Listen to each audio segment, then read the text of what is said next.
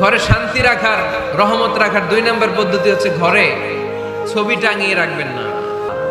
এটা নিষেধ। রহমতের ফেরেশতারা আসে না, ঘরে ঢুকে না। ইন্নাল মালাইকাতা লা তাদখুলু বাইতান ফিহি তামাসিল ওয়া সূরাহ। যে ঘরে মূর্তি আছে আর ছবি টাঙিয়ে রাখে, ওই ঘরে রহমতের ফেরেশতা প্রবেশ করে না।